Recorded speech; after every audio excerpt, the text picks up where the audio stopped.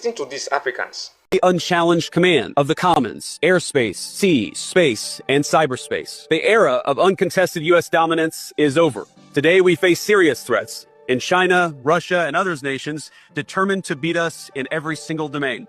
The trouble with this statement that you just heard from the US Vice President is that you might hear it and think, this sounds like an overstretched imperialist finally come to terms with its fundamental limitations and inevitable failure, and making plans to figure out its place in this new multipolar world. No, that's not what is happening. That's not what he said, and that's not what he meant. He said, the era of uncontested US dominance is over. Keyword, uncontested.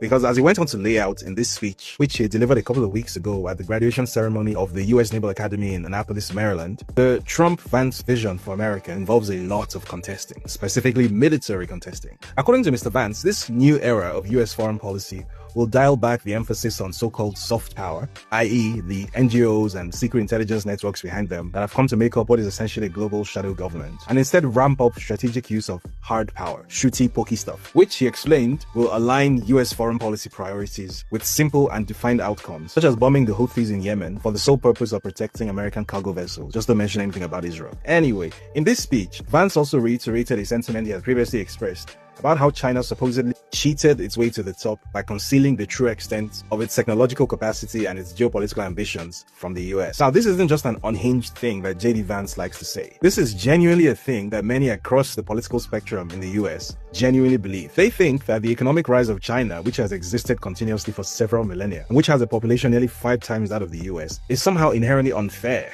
to the US because it is apparently America's God-given right and manifest destiny to rule the rest of the world. This suspiciously racist idea is pervasive in US power circles. You can hear it expressed in some way, shape, or form everywhere from political speeches by the Vice President to Secretary of State Marco Rubio's Senate confirmation hearing. Communist Party of China, that leads PRC, is the most potent and dangerous near-peer adversary this nation has ever confronted. It's an extraordinary challenge. It's one that I believe will define the 21st century. When they write the book about the 21st century, there's going to be some chapters in there about Putin. There's going to be some chapters in there about some of these other places. But the bulk of that book about the 21st century will be not just about China, but about the relationship between China and the United States and what direction it went. Now, if you're interested in a peaceful multipolar world, this posturing should worry you because it signals one terrifying truth about the empire. It does not understand the concept of sharing resources and coexisting with peers. The only type of relationship that it finds acceptable is one where it is dominant, and others are either the economically exploited serfs, as with much of the global south, or the obedient geopolitical proxies, as is the case with Japan and South Korea.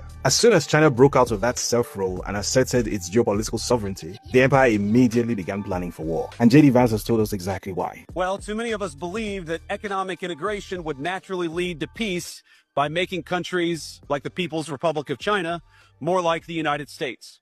So, naturally, war.